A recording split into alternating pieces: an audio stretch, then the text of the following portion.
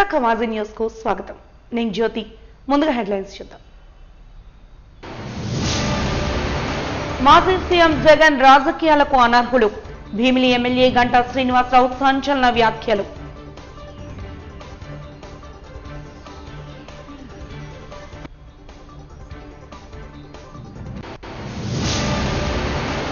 ఈ నెల 27 నుండి ప్రారంభం కానున్న శ్రీ శ్రీ జగన్నాథ స్వామి రథోత్సవాలు. పోస్టర్ ఆవిష్కరణ కార్యక్రమంలో వివరాలు వెల్లడించిన ఆలయ ఈవో రాజగోపాల్.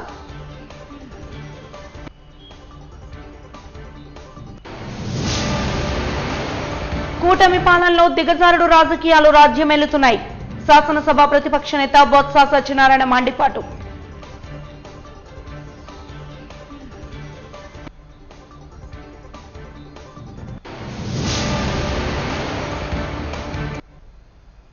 ఇక వివరాల్లోకి వెళ్తే మాజీ సీఎం జగన్ రాజకీయాల్లో ఉండడానికి అనర్హులని ఎమ్మెల్యే గంటా శ్రీనివాసరావు వ్యాఖ్యానించారు. ఈ సందర్భంగా మీడియాతో మాట్లాడుతూ జగన్ ఎప్పుడు డైవర్షన్ పాలిటిక్స్ చేస్తుంటారని మండిపడ్డారు. ఇంటర్నేషనల్ యోగా డేను డైవర్షన్ చేసేందుకు ఈ పరామర్శ అన్నారు. బల ప్రదర్శన పరామర్శకు వెళ్లారని ఆగ్రహించారు. చనిపోయిన సింగయ్య మా పార్టీ వ్యక్తి, మీకేంటి బాధ అని జగన్ మాట్లాడటం విడ్డూరంగా ఉందన్నారు. మానవత్వం ఉంటే ఇప్పటికైనా సింగయ్య ఇంటికి వెళ్లి మాట్లాడి క్షమాపణ చెప్పి ఉండేవారని తెలిపారు. ఆస్తి కోసం చెల్లిని, తల్లిని ఎలా ఇబ్బంది పెట్టారో ప్రతి ఒక్కరూ చూశారని మండిపడ్డారు. అటువంటి వ్యక్తి రాజకీయాల్లో ఉండటానికే అనర్హుడు. ఎందుకు ఇంత ఒక తీవ్రమైన మాట నేను అనాల్సి వస్తుందంటే, మొన్న జరిగిన సంఘటన చూసాం. ఏదైతే సత్తెనపల్లి విజిట్కి వెళ్ళటం, అక్కడ సరే రాజకీయ పార్టీల నాయకులకి ఎవరైనా వాళ్ళ కార్యకర్తలకు ఏదైనా జరిగితే వాళ్ళని పరామర్శించటం, వాళ్ళ ఇళ్ళకి వెళ్ళటం అది ఒక సహజమైన వ్యాపకం. అయితే ఇక్కడ ఆశ్చర్యం ఏంటంటే, ఎప్పుడో 2024 జూలై 5వ తారీఖు జరిగిన సంఘటన, అంటే సంవత్సరం దాటిపోయిన తర్వాత తగుదునమ్మా అని చెప్పని మొన్న దాని పరామర్శకి బయలుదేరి వెళ్ళాడు, లేదా విగ్రహ ఆవిష్కరణ పేరుతోటి. అంటే జగన్మోహన్ రెడ్డి గారు ఎప్పుడు కూడా ఒక డైవర్షన్ పాలిటిక్స్కి ఎప్పుడు ఆలోచిస్తూ ఉంటాడు. ఏదైనా ఒక ప్రభుత్వానికి కానీ లేకపోతే ఇక్కడ ఉండే రాజకీయ నాయకులకు కానీ ఒక మంచి ఇమేజ్ వస్తుంది, గుర్తింపు వస్తుంది, మంచి పేరు వస్తుంది అనుకుంటే కరెక్ట్గా దాన్ని ఎలా డైవర్ట్ చేయాలి, ప్రజల దృష్టిని మీద దాన్ని మరలించే విధంగా ఏం చేయాలని ఎప్పుడు ఆలోచిస్తూ ఉంటారు. గతంలో మనకి విశాఖపట్నంలోనే ఏదైతే ఇంటర్నేషనల్ పార్ట్నర్షిప్ సమ్మిట్ చేశాం, మీ అందరూ కూడా గుర్తుంది. అటువంటి సమయంలో రేపు ఉదయం సమ్మిట్ అనగా దేశ విదేశాల నుంచి ఎంతోమంది ప్రతినిధులు వచ్చి విశాఖపట్నంలో ఉన్న నేపథ్యంలో ఆ రోజు ఆయన విశాఖపట్నం ఎయిర్పోర్ట్కి వచ్చి ఆ రోజు ఆయన చేసిన హడావిడి కూడా మనం చూసాం. చివరికి ఎయిర్పోర్ట్లను తిప్పి ఆయన పంపించాల్సి వచ్చిన పరిస్థితి కూడా ఆ రోజు మనకు వచ్చింది. ఎందుకంటే కేవలం ఈ ఇష్యూని డైవర్ట్ చేయాలనే ఉద్దేశంతో ఆ రోజు ఆయన ఆ డైవర్షన్ పాలిటిక్స్కి ఆ రోజు ఆయన శ్రీకారం చుట్టాడు. అలాగే మొన్న ఏదైతే ఒక ఇంటర్నేషనల్ యోగా డే సందర్భంగా విశాఖపట్నం వైపు ప్రపంచం అంతా చూస్తున్న నేపథ్యం, ఖచ్చితంగా అటువంటి జరుగుతున్న సమయంలో దాన్ని కూడా డైవర్ట్ చేయాలి, ప్రజల దృష్టి మరల్చాలనే ఉద్దేశంతో మళ్ళీ ఈ పరామర్శ పేరుతోటి ఈ యాత్రకు శ్రీకారం చుట్టాడు. సరే, ఓకే, రైట్, పరామర్శకు వెళ్ళాడు. అది కూడా సంవత్సరం క్రితం చనిపోయిన వ్యక్తి విగ్రహం తాలూకు ఆవిష్కరణ అన్నాడు. వెళ్ళిన తర్వాత ఆ పర్యటన మొత్తం కూడా ఏ విధంగా ఆయన హడావుడి చేశాడో కూడా మనందరం చూసాం. మామూలుగా ఇటువంటి పర్యటనలకు వెళ్ళినప్పుడు ప్రభుత్వం అనుమతి తీసుకుంటారు. సరే, ఆయన కూడా అనుమతి అడిగాడు. అడిగితే ప్రభుత్వం ఇప్పుడున్న ఆయన గత టూర్స్ అనుభవం దృష్ట్యా, ఏది పొదిల్లో కానీ లేకపోతే మిగతా తెనాలి కానీ వాటిల్లో పర్యటనల దృష్ట్యా కొన్ని కండిషన్స్ పెట్టింది. జనరల్గా అది సహజం, ఎవరు వస్తున్నా కూడా అది కండిషన్స్ పెడతారు. ఇన్ని వెహికల్స్ వెళ్ళాలి, ఇంతమంది మనుషులు ఉండాలి, మరీ ఎక్కువైతే ఇబ్బంది అవుతాయి అని పెడతారు. అఖిలపక్ష కార్మిక సంఘాల ఆధ్వర్యంలో జూలై 9న జరగనున్న దేశవ్యాప్త సమ్మెను జయప్రదం చేయాలని విశాఖ జిల్లా అఖిలపక్ష కార్మిక సంఘాలు పిలుపునిచ్చాయి. జగదాంబ సిఐటియు పార్టీ కార్యాలయంలో విశాఖ అఖిలపక్ష కార్మిక సంఘాల సమావేశాన్ని నిర్వహించారు. ఈ సందర్భంగా పోస్టర్ను ఆవిష్కరించారు. ఈ మేరకు అఖిలపక్ష కార్మిక సంఘాల నేతలు మాట్లాడుతూ నరేంద్ర మోడీ ప్రభుత్వం అధికారంలోకి వచ్చిన నాటి నుండి కార్మికులకు నష్టం చేసే విధానాలను అవలంబిస్తున్నారని, సంపదనంతా కార్పొరేట్ శక్తులకు దోచిపెడుతున్నారన్నారు. అందులో భాగంగానే 29 కార్మిక చట్టాలను మార్చి కార్మికులకు నష్టం చేసే విధంగా 4 లేబర్ కోడ్స్ ను తీసుకువచ్చారన్నారు. కనీస వేతనం 26,000 రూపాయలు చెల్లించి కార్మికులను విధుల్లోకి తీసుకోవాలి. కనీస వేతనం 26,000 రూపాయలు అమలు చేయాలి. జయప్రదం చేయండి జూలై 9 సమ్మెను. జయప్రదం చేయండి జూలై 9 అఖిల భారత సమ్మెను. మోడీ కార్మిక వ్యతిరేక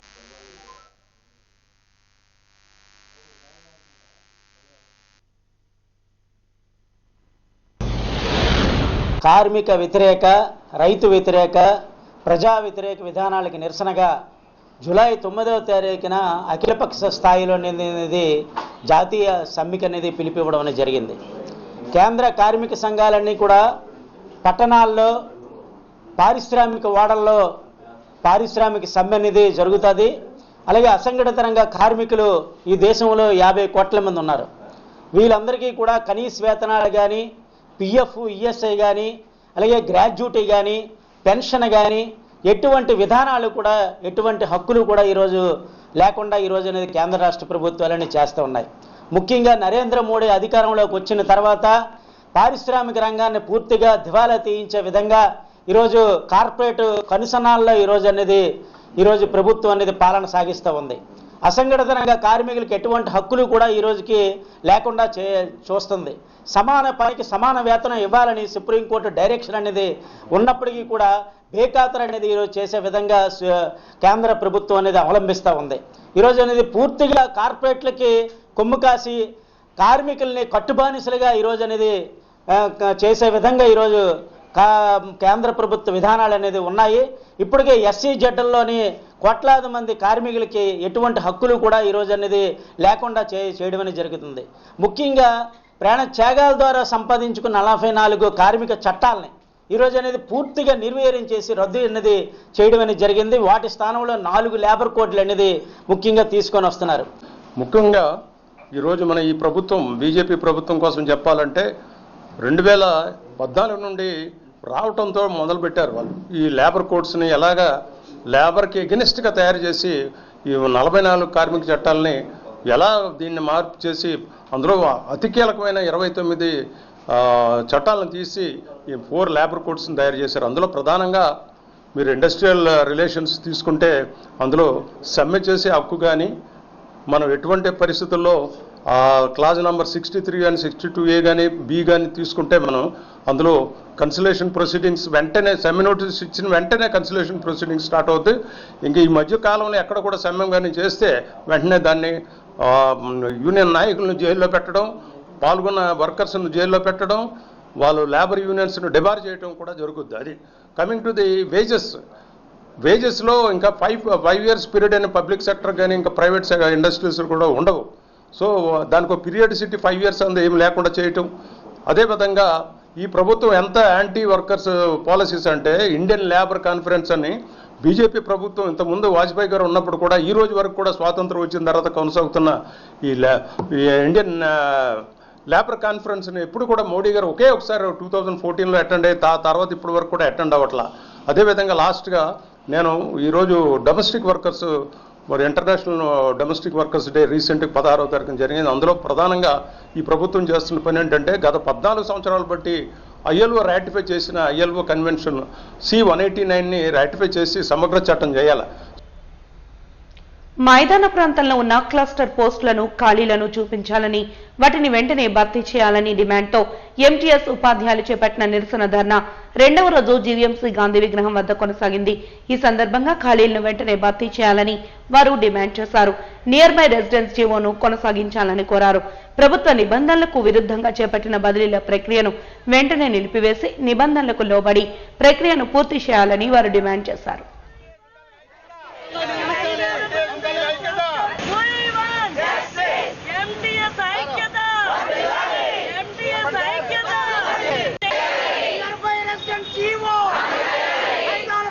క్లస్టర్ పోస్టులు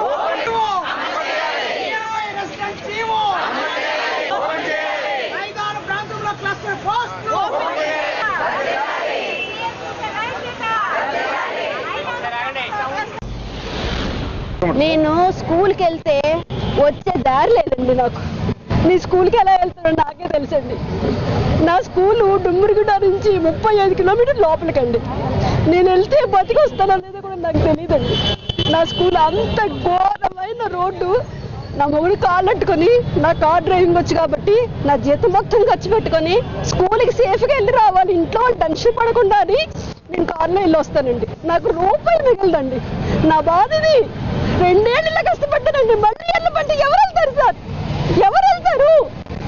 35 కిలోమీటర్ల లోపలికి వెళ్తానండి. వాగులు వంకలు 5 కెనాల్స్ ఉంటాయి. 5 వెళ్తే ఆటో దొరికితే మళ్ళీ వెనక్కి వస్తున్నా లేదు నాకు గ్యారంటీ లేదు. దారి కనపడదు సార్. పాటలోని కారు ఎలా వెళ్తాను నేను? కారు ఇచ్చాడు నా మొగుడు, సేఫ్గా వెళ్ళరా అని. నా బాధ తెలుసు సార్. ఇలాంటి పరిస్థితుల్లో మమ్మల్ని పడేసి మళ్ళీ వెళ్ళమంటున్నారు ఇప్పుడు. అంటే మీ ఉద్యోగం చేయడం ఇష్టం ఉందా లేదా? మాకు ఎందుకు ఇచ్చారు ఉద్యోగాలు? మాకు ప్లేన్ ఏరియా కావాలి. నాలాంటి ఆడవాళ్ళు చాలా మంది ఇబ్బంది పడుతున్నారు సార్. 430 మంది. అందరికీ ప్లేన్ ఏరియా ఇవ్వాల్సిందే. మా బతుకులతో, మా జీవితాలతో ఆడుకోవద్దు సార్. గత 3 రోజుల నుంచి ఇక్కడ మేము ధర్నా చూస్తున్నాం, శాంతియుతంగా ధర్నా చేస్తున్నాం. ఎందుకంటే మా జీతం 32,000 అండి. 11 నెలలు మాత్రం వర్క్ చేస్తాం. కానీ రెగ్యులర్ టీచర్ల మాదిరిగా మమ్మల్ని వర్క్ అంతే సేమ్ విధులు నిర్వహిస్తున్నాం. కానీ మాకు ఏ విధమైన బెనిఫిట్స్ కానీ హెచ్ఆర్ఏ డిఏలు కానీ ఏమీ లేవండి. మమ్మల్ని ఏం చేస్తాం, ఇంతవరకు ప్లేన్ ఏరియాలో మేము వర్క్ చేస్తాం. ముందు స్టార్టింగ్లో మేము కొన్ని దూర ప్రాంతాల్లోనే వర్క్ చేస్తాము. కానీ లాస్ట్ ఇయర్ మేము ప్లేన్ ఏరియాలోకి మమ్మల్ని మానవతా దృక్పథంతో తీసుకొచ్చి 2 ఏళ్ళు బాగానే వర్క్ చేస్తామండి. కానీ ఆ జీవోని ఇంప్లిమెంట్ చేయకుండా ఇప్పుడు మాకు ఏజెన్సీ ప్రాంతాలు కూడా నివాసయోగ్యంగా లేనటువంటి మారుమూల ప్రాంతాలకు తీసుకెళ్ళి మమ్మల్ని పడేస్తున్నారండి. అక్కడే ఖాళీలు చూపిస్తున్నారు. అక్కడ ఖాళీల్లో మమ్మల్ని వర్క్ చేయమని ఖచ్చితంగా బలవంతంగా తోస్తున్నారండి. ఇప్పుడు మేము ఇక్కడ పిల్లల్ని వదులుకొని, మా భర్తలను వదులుకొని, లేడీస్ ఎక్కువగా ఉన్నామండి. చిన్నపిల్లలతో ఉన్న వాళ్ళు ఉన్నాము. వృద్ధులైన తల్లిదండ్రులు మా మీద ఆధారపడి ఉన్నారు. వీళ్ళందరినీ వదులుకొని మేము ఏజెన్సీ ప్రాంతాల్లో వెళ్తే గనక చేస్తామండి, చేయమంటలేదు. కానీ మాకు ఎటువంటి ఉద్యోగ భద్రత ఉంది? ఏ భద్రత లేదు. మాకు మైదాన ప్రాంతంలో క్లస్టర్ ఓపెన్ చేసి చూపించాలండి. ఇక్కడే మేమందరం ఉద్యోగం చేయాలని, ఏజెన్సీ ప్రాంతాలు కాకుండా ఇక్కడ మైదాన ప్రాంతంలో చేయాలని కోరుకుంటున్నాం. అదే మా ప్రధాన డిమాండ్. ఇది గవర్నమెంట్కి ఎగ్నెస్ట్ ఏమీ కాదండి. శాంతియుతంగా గవర్నమెంట్కి మేము ఇచ్చుకుంటున్న విన్నపం అండి, అంతే, ఇంకేమీ లేదండి. మేము ఉద్యోగం చేయడానికి విల్లింగ్గానే ఉన్నాం, ఉద్యోగం చేస్తూనే ఉన్నాం. ఏ పాప చెప్పినా చేస్తామండి. కానీ మాకు ఉద్యోగ భద్రత లేదు. అంతంత దూరాలు వెళ్ళి అక్కడ మేము ఏమైనా అయిపోయినా దిక్కు దివానా లేదండి. మాకు కనీసం అక్కడ ఏం జరిగిపోయినా ఒక ఆరోగ్యపరంగా స్టిక్ చేసి ఉందామన్నా సరే మాకు లీవులు కూడా లేవండి. విశాఖ పాత నగరం టౌన్ కొత్త రోడ్లోని పురాతన శ్రీ జగన్నాథ స్వామి దేవస్థాన వార్షిక తొలి రథోత్సవం ఈ నెల 27వ తేదీ సాయంత్రం 4 గంటలకు అంగరంగ వైభవంగా నిర్వహిస్తున్నట్లు దేవస్థాన కార్యనిర్వహణ అధికారి టి రాజగోపాల్ రెడ్డి తెలిపారు. దేవస్థాన ఆవరణలో నిర్వహించిన విలేకరుల సమావేశంలో రథయాత్ర ఉత్సవాల వివరాలు వెల్లడించారు. ఈ సందర్భంగా వారు మాట్లాడుతూ మంగళవారం జ్యేష్ఠ చతుర్దశి ప్రతిష్ఠ ప్రారంభ సంకల్పం ఘనంగా జరిగిందని, వచ్చే నెల 7న తిరుగు రథయాత్ర జరుగుతుందని పేర్కొన్నారు. 20 ఏళ్ల జగన్నాథ స్వామి తొలి రథోత్సవాన్ని విశాఖ దక్షిణ నియోజకవర్గ శాసనసభ్యులు సిహెచ్ వంశీకృష్ణ శ్రీనివాస్ ముఖ్య అతిథిగా విచ్చేసి ప్రారంభిస్తారని తెలిపారు. మంగళవారం దేవస్థానంలో రథోత్సవాల ప్రతిష్ఠ ప్రారంభ సంకల్ప పూజలు నిర్వహించినట్లు పేర్కొన్నారు. అమ్మవారి సంవాద కార్యక్రమం ముగిసిన తర్వాత జగన్నాథ స్వామిని ఆలయంలో ప్రవేశింపచేయడం జరుగుతుందని తెలిపారు. అనంతరం పోస్టర్ను ఆవిష్కరించారు.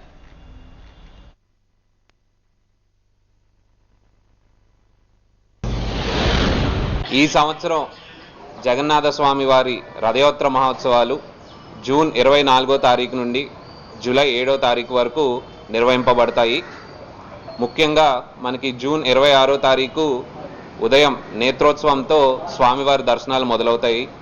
సాయంత్రం సుభద్రాదేవి శాంతి కళ్యాణం జరుగుతుందండి. సాయంత్రం కళ్యాణంకి మన దక్షిణ నియోజకవర్గం శాసనసభ్యులు వంశీకృష్ణ శ్రీనివాస్ గారు హాజరవుతారు. 27వ తారీఖు ఉదయం 9:30కి స్వామివారిని రథం మీద పెడతాము. 10 గంటల నుంచి మధ్యాహ్నం 3 గంటల వరకు రథం మీద స్వామివారి దర్శనాలు భక్తులకి ఉంటాయి. సాయంత్రం 5:10 మన టౌన్ కొత్త రోడ్ నుండి రథం బయలుదేరుతుంది. తొలి రథయాత్ర జరుగుతుంది. సాయంత్రం 5 గంటలకు మన శాసనసభ్యుల వారు వచ్చి రథాన్ని ప్రారంభిస్తారు. 1 కిలోమీటర్ పాటు ఉన్న స్ట్రెచ్ టర్నర్ చౌల్ట్రీ వరకు స్వామివారిని రథం మీద తీసుకువెళ్ళి అక్కడ 10 రోజుల పాటు దశావతారాల్లో స్వామివారిని అలంకరించి జూలై 7వ తారీఖు సాయంత్రం 5 గంటలకి స్వామివారిని తిరుగు రథయాత్రతో మళ్ళీ ఆలయం వద్దకు తీసుకువచ్చి పునఃప్రతిష్ఠ జరుగుతుందండి. మనకి భక్తులందరూ కూడా అధిక సంఖ్యలో వచ్చి స్వామివారి దర్శనం చేసుకోవాలని 10 రోజుల పాటు సుమారు 2 లక్షల నుంచి 2,50,000 మంది వరకు భక్తులు వస్తారని మేము అంచనా వేస్తున్నాము. అలాగే వాళ్ళకి ఎటువంటి అసౌకర్యాలు కలగకుండా మా దేవాదాయ శాఖ అధికారుల ఆదేశాల నిమిత్తం ఆర్డీఓ విశాఖపట్నం వారిచే ఒక కోఆర్డినేషన్ మీటింగ్ అనేది జూన్ 18వ తారీఖున జరిగిందండి. ఆర్డీఓ మేడం గారు వివిధ శాఖల అధికారులందరికీ కూడా తగు సూచనలు జారీ చేశారు.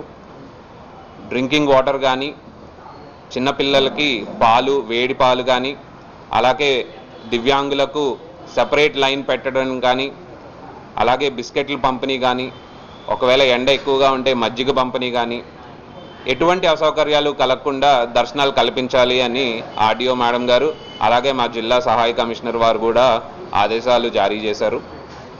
భక్తులు గమనించవలసింది ఏమిటంటే ఉదయం 6 గంటల నుంచి రాత్రి 10 గంటల వరకు స్వామివారు దర్శనమిస్తారు. మనకి భక్తులకి ధర్మదర్శనంతో పాటు 20 రూపాయల ప్రత్యేక దర్శనం, 50 రూపాయల శీఘ్ర దర్శనం, 200 రూపాయల విశిష్ట దర్శనం ఏర్పాటు చేయడం జరిగింది. ఇది భక్తులు గమనించాలి. ఇంద్రజన్ మహారాజు యొక్క మందిరంగా పిలువబడేటటువంటి శ్రీ టర్నర్ చౌట్రీ కళ్యాణ మండపం నందు స్వామివారిని వేంచేపు చేసి 10 రోజుల పాటు స్వామివారి దశావతారంలో భక్తులందరికీ కూడా దర్శనం ఇస్తారు. రథం మీద ఎవరైతే దర్శనం చేసుకుంటారో వారికి పునర్జన్మ ఉండదని ఒక విశిష్టమైనటువంటి ప్రతిదీ భక్తుల యొక్క నమ్మకం. అటువంటి రథం మీద దర్శనాన్ని చేసుకోవాల్సిందిగా ప్రత్యేకంగా భక్తులందరినీ ఈ అవకాశాన్ని వినియోగించుకుని అధిక సంఖ్యలో పాల్గొని భక్తులందరూ కూడా పునీతులు అవుతారని ఆశిస్తున్నాము.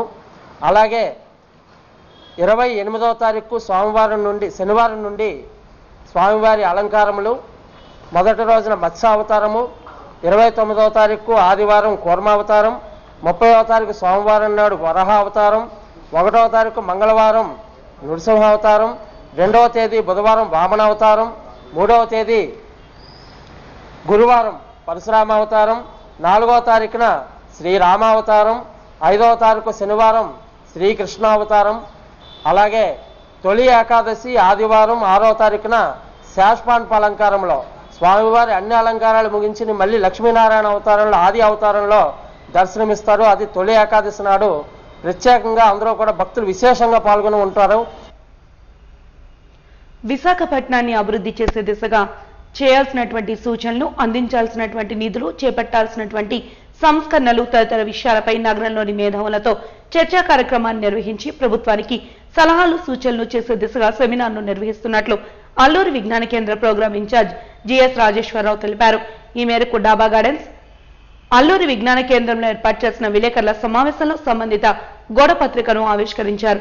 ఈ కార్యక్రమానికి ముఖ్య అతిథులుగా విశ్రాంత ఆచార్యులు professor Ramachandraiah, MBVK chairman P Madhu, AP పట్టణ పౌర సమైక్య కన్వీనర్ సిహెచ్ బాబురావు, ఉత్తరాంధ్ర అభివృద్ధి వేదిక కార్యదర్శి A Azad Sharma, CPI ML New Democracy నాయకులు పాల్గొనున్నట్లు వెల్లడించారు.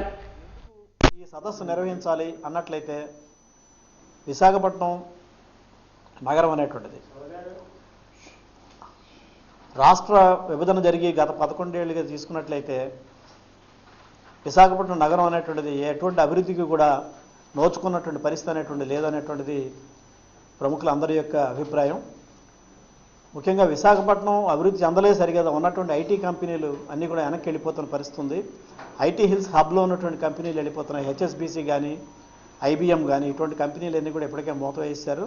అలాగే ఐటీ హిల్స్ హబ్ కంపెనీల్లో కూడా కంపెనీలు వెళ్ళిపోవడం కాదు, ఉన్న వాటిలో కూడా చాలా స్టాఫ్ అనేది తగ్గిపోయి కొనారు వెళ్ళిపోతున్న పరిస్థితి అనేటువంటిది ఉన్నది. మెట్రో రైలు అనేటువంటి ప్రాజెక్ట్ అనేటువంటిది ప్రకటనలకే పరిమితమైనటువంటి పరిస్థితి అనేటువంటిది కూడా ఉన్నది. అలాగే ఏంటంటే ఇంకా మనం తీసుకున్నట్లయితే జీవీఎంసీకి రావాల్సినటువంటి నిధుల విషయంలో రాష్ట్ర ప్రభుత్వం చాలా నిర్లక్ష్యంగా వ్యవహారం చేస్తోంది, అన్యాయం చేస్తోంది. వాస్తవానికి ఏంటంటే విశాఖపట్నం నగరం అభివృద్ధి అవ్వాలంటే జీవీఎంసీ దగ్గర నిధులు పుష్కలంగా ఉండాలి. ఆ రకంగా డబ్బులు వసూలు చేస్తున్నారు పన్నుల ద్వారా వాటి ద్వారా. కానీ వచ్చిన డబ్బులు అంతటిని కూడా సిఎఫ్ఎంఎస్ అనేటువంటి దాని ద్వారా సెంట్రలైజ్ చేసి రాష్ట్ర ప్రభుత్వం ఖజానాలోకి తరలించుకోవటువంటి పరిస్థితి అనేటువంటి ఉన్నది. వాళ్ళు ఆ రకంగా మొత్తం అంతా కూడా రాష్ట్ర ప్రభుత్వం దగ్గర తరలించుకుని అందులో ముష్టి వేసినట్టుగా జీవీఎంసీకి ఎంతో కొంత డబ్బులు ఇస్తున్నటువంటి పరిస్థితి ఉంది. దానివల్ల కూడా అభివృద్ధి పనులు చేయడం అనేటువంటి సాధ్యమైనటువంటిది అవ్వదు. ఇప్పటికీ ఇంకా ఏంటంటే జీవీఎంసీకి 350 కోట్ల రూపాయలు రాష్ట్ర ప్రభుత్వం అనేటువంటిది ఖచ్చితంగా ఇవ్వాలి. దాని వాటా కింద వచ్చినటువంటి పన్నులు ఏవైతే ఇవ్వాలి అసలు. అలాగే వృత్తి పన్ను కానీ తీసుకున్నట్లయితే 60 కోట్ల రూపాయలు ప్రతి సంవత్సరం కూడా ఆదాయంగా వస్తుంది. మనందరి దగ్గర కూడా ప్రొఫెషనల్ ట్యాక్స్లో వసూలు చేస్తున్నారు. ఆ 60 కోట్లని కూడా రాష్ట్ర ప్రభుత్వ ఖజానాకి తరలించుకుంటున్నటువంటి పరిస్థితి అనేది ఉన్నది. ఇంతకుముందు అడ్వర్టైజ్మెంట్ ట్యాక్స్ అని చెప్పేసి మన అడ్వర్టైజ్మెంట్లు వాటి మీద పన్ను వేసేవారు. దాన్ని జీఎస్టీలో కలిపడం వల్ల సెంట్రల్ గవర్నమెంట్ పట్టుకెళ్ళిపోతున్నటువంటి పరిస్థితి అనేటువంటిది ఉన్నది. కాబట్టి ఈ రకంగా అభివృద్ధి అనేటువంటి లేదు సరిగదా, ప్రజల మీద మరింత భారాలు పడేటట్టుగా జీవీఎంసీ అప్పుల్లో ఇరుక్కుపోయేటట్టుగా పరిస్థితి నెలకొంది. ఎందుకంటే జీవీఎంసీకి ఎప్పుడైతే నిధులు లేవో అప్పులకి వెళ్ళండి అని చెప్తున్నారు. ఇప్పుడు స్మార్ట్ సిటీ అమృత పథకం అని చెప్పేసి వీటికి ఏషియన్ డెవలప్మెంట్ బ్యాంక్ ద్వారా 900 కోట్ల రూపాయలు అప్పు తీసుకుంటున్నారు. అసలు ఈ స్మార్ట్ సిటీ దీన్ని అంటే రాబోయే కాలంలో దీన్ని భారం అంతా మనమే పడుతుంది. ఇదో పాయింట్ అయితే greater Visakhapatnam smart city corporation అని చెప్పి ఓ కార్పొరేషన్ ఏర్పాటు చేసి అసలు జీవీఎంసీతో సంబంధం లేకుండానే ఈ ప్రాజెక్టులు టేకప్ చేసేటట్టుగా ఓ ప్రైవేట్ వాడికి అప్పచెప్తున్నారు. అంటే రాబోయే కాలంలో ఈ ప్రాజెక్టుల మీద జీవీఎంసీకి కానీ కార్పొరేషన్ మేయర్కి కానీ కౌన్సిలర్లకు కానీ లేకపోతేనేమో కమిషనర్ కానీ ఎవరికి కూడా కంట్రోల్ ఉండదు. వాళ్ళే అన్నీ నిర్ణయిస్తారన్నమాట. అది వాటర్ అయినా మురుగునీరైనా ఏదైనా. ఇది అంతా చేయమండి మరి ప్రజల చేత ఎన్నుకోబడినటువంటి జీవీఎంసీ యొక్క కంట్రోల్లో కాకుండా ఎవడో ప్రైవేట్ వాడికి ఇచ్చి అది నాగార్జున కార్పొరేషన్ అని చెప్పేసి అంటున్నారు. ఆ రకంగా అయితే అన్యాయం చేయబడుతుంది అన్నమాట. కాబట్టి ఈ రకమైనటువంటి చర్యలు చేపట్టడం ద్వారా జీవీఎంసీ యొక్క అప్పులు పెరిగిపోతున్నాయి. ఇవాళ జీవీఎంసీ కానీ అప్పు కానీ తీసుకున్నట్లయితే 500 కోట్ల రూపాయలు పైగా అప్పు ఉందని చెప్పేసి చెప్తున్నారు. అంటే మీరు అప్పులు చేసి అభివృద్ధి చేయండి, ఆ అప్పులన్నింటినీ కూడా ప్రజల దగ్గర నుంచి పన్నుల రూపంలో వసూలు చేయండి అన్నట్టుగా రాష్ట్ర ప్రభుత్వం యొక్క వైఖరి అనేటువంటిది ఉన్నది. దుర్మార్గమైనటువంటిది. ఇప్పటికే మన ఇంటి పన్ను అనేటువంటిది ఎలా పెంచేశారో మనం చూసాం. మార్కెట్ విలువ ఆధారిత పన్ను అని చెప్పేసి ఎంత దుర్మార్గమైనటువంటిది అది. అసలు చూసినట్లయితే బ్రేకప్ ఫిగర్స్ చూసినా సరే ఇదిగా ఉంటుంది.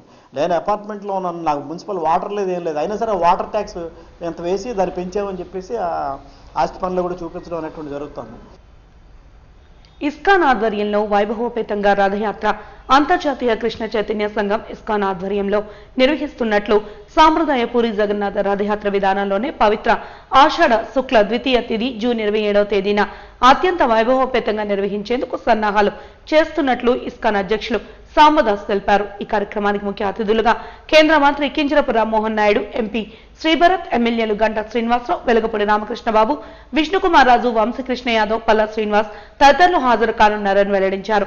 ఈ మేరకు డాబా గణేష్ ప్రెస్ క్లబ్ లో నిర్వహించిన విలేకరుల సమావేశంలో సంబంధిత వివరాలను వెల్లడించి పోస్టర్ను ఆవిష్కరించారు. జూన్ 27వ తేదీ 4 గంటలకు విశాఖ మహిళా కళాశాల ఎదురుగా గల పార్కింగ్ ఏరియా నుండి బయలుదేరి గురుజాడ కళాక్షేత్రం వరకు రాత్రి 7 గంటల వరకు రథయాత్ర కొనసాగుతుందని తెలిపారు.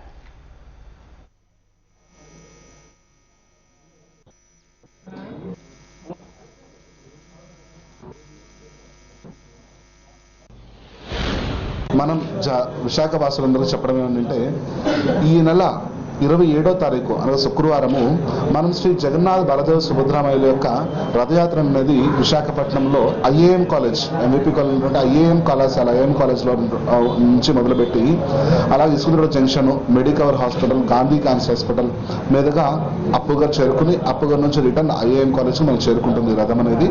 సో జగన్నాథ్ స్వామి రథం అనేది రథయాత్ర అనేది పూరిలో, ఒడిశాలోని పూరిలో చాలా ప్రాశస్త్యం పొందిందనమాట.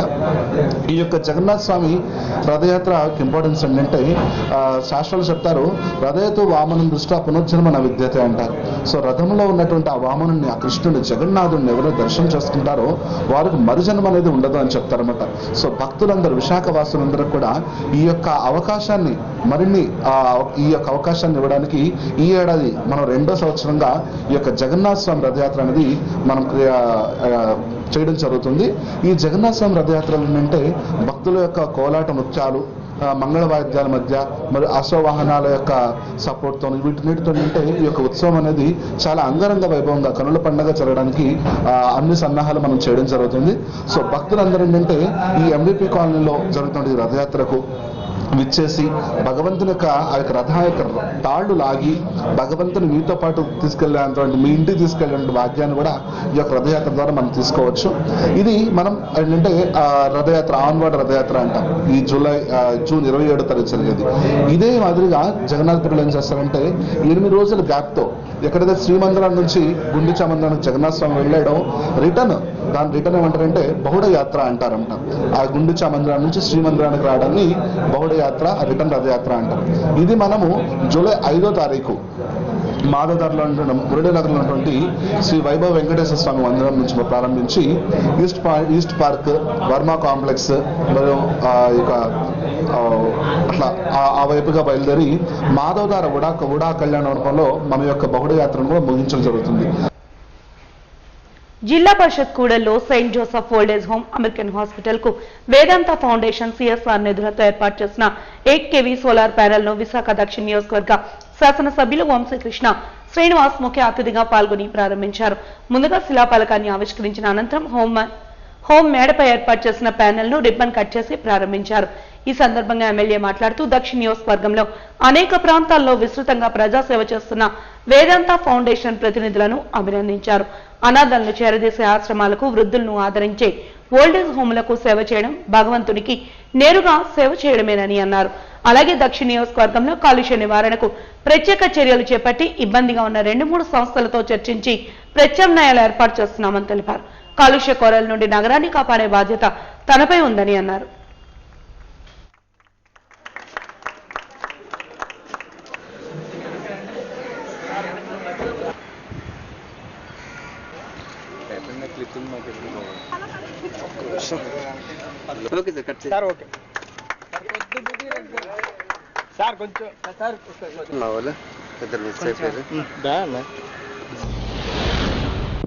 ఈరోజు సౌత్ నియోజకవర్గంలో 29వ వార్డులో సెయింట్ జోసెఫ్ ఓల్డేజ్ హోమ్లో వేదాంత గ్రూప్ వాళ్ళు 8 kV సోలార్ ప్యానెల్ని ఇక్కడ నిర్మించడం జరిగింది.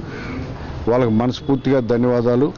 వేదాంత గ్రూప్ సౌత్ నియోజకవర్గంలో ఉన్న స్కూల్స్ అన్నీ కానీ, అలాగే సౌత్ నియోజకవర్గంలో ఉన్న హాస్పిటల్స్కి ఎక్కడైతే పూర్ పీపుల్ నీడ్ ఉంటుందో అక్కడికి వచ్చి వాళ్ళు సాయం చేస్తున్నారు.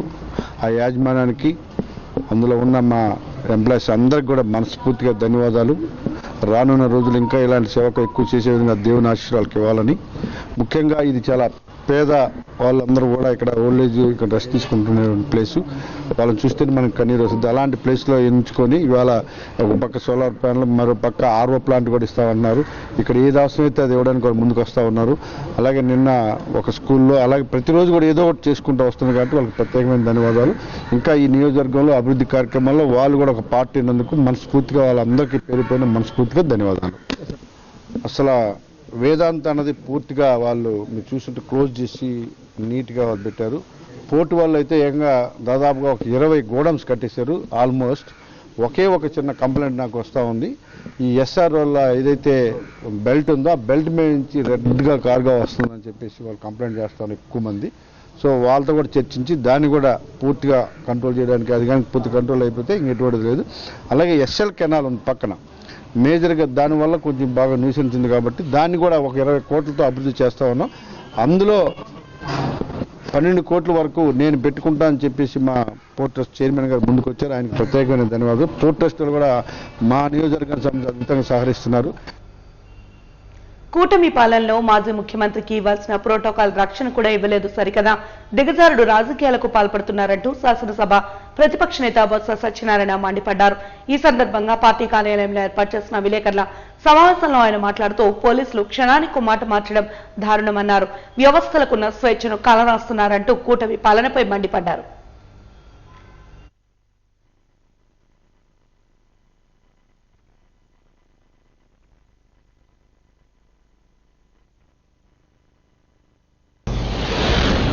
జరిగిన పరిణామాలు చూస్తుంటే అందుకు దిగజారి అనిపిస్తుంది. ఓ మాజీ ముఖ్యమంత్రి వెళ్ళినప్పుడు ఓ పార్టీ అధ్యక్షుడు 40% ఓటు శాతం ఉన్న ఓ పార్టీ అధ్యక్షుడు వెళ్ళినప్పుడు వారికి ఇవ్వాల్సిన భద్రత ఇవ్వకపోవడం కాకుండా మొదటి రోజు వచ్చి పోలీసు ఒక మాట చెప్పి, తర్వాత వచ్చి అధికారంలో ఉన్న ముఖ్యమంత్రిలో లేకపోతే ముఖ్యమంత్రి తాబేదారులో వారు చెప్పిన తర్వాత మళ్ళీ మాట మార్చి ఏ రకంగా రాష్ట్రంలో పరిపాలన ఉందో చూస్తున్నాం. ఆ రోజు వెళ్ళినప్పుడు ఒక యాక్సిడెంట్ జరిగింది. యాక్సిడెంట్లో ఒక వ్యక్తి వచ్చి చనిపోయాడు. చనిపోయిన మాట వాస్తవం. యాక్సిడెంట్ జరిగిన మాట వాస్తవం. ఆ స్వయాన్న ఎస్పీ గారే ప్రకటించారు. ఏమని, ఒక కాన్వాయ్లో మాజీ ముఖ్యమంత్రి వెళ్తున్న కాన్వాయ్లో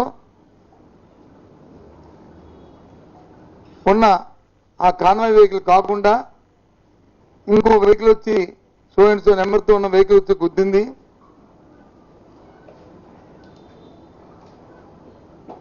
దానివల్ల చనిపోయాడనే విషయాన్ని ఎస్పీఐ చెప్పారు స్వయంగా. ఆ తర్వాత మళ్ళీ 2 రోజులు పోయిన తర్వాత మాట మార్చి మళ్ళీ ఈ రకమైన డ్రామాను మొదలుపెట్టారు. సరే, ఇవన్నీ పక్కన పెడితే నేను అడుగుతున్నా, అడ్మినిస్ట్రేషన్ గురించి మాట్లాడుతున్నాను. అసలు ఈ రాష్ట్రంలో అధికార పార్టీ తాలూకు వైఖరి గురించి మాట్లాడుతున్నాను.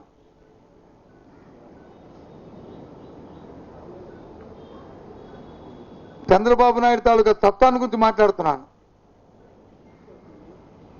అందుకే దిగజారిపోయింది రాజకీయాలు, వ్యవస్థ వచ్చి దిక్కుమాలిపోయింది అని అనడానికి కారణం అది. ఏంటిది?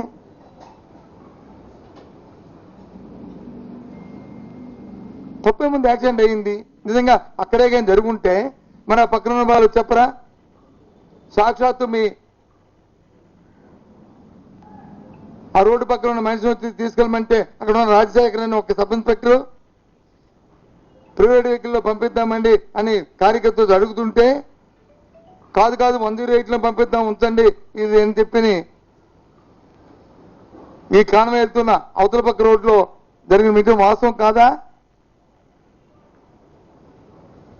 మన్నాడు వచ్చి పోలీస్ స్టేషన్కి వచ్చి ఆ వెహికల్ తాలూకు వ్యక్తులు తీసుకొచ్చి వాళ్ళతో స్టేట్మెంట్లు కట్టించుకొని స్టేషన్ పేరించి పంపించిన మాట వాస్తవం కాదా? వాజీ న్యూస్ ముగించే ముందు హెడ్లైన్స్ మరొకసారి చూద్దాం. మాజీ సీఎం జగన్ రాజకీయాలకు అనర్హుడు. భీమిలి ఎమ్మెల్యే గంటా శ్రీనివాసరావు సంచలన వ్యాఖ్యలు.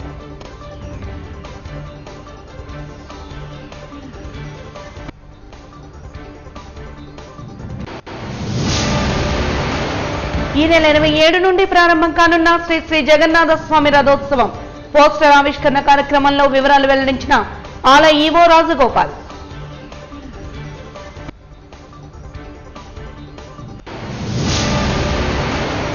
కూటమి పాలనలో దిగజారుడు రాజకీయాలు రాజ్యమేలుతున్నాయి. శాసనసభ ప్రతిపక్ష నేత బొత్స సత్యనారాయణ మండిపాటు.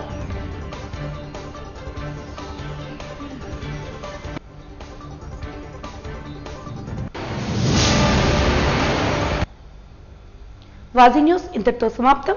నమస్కారం.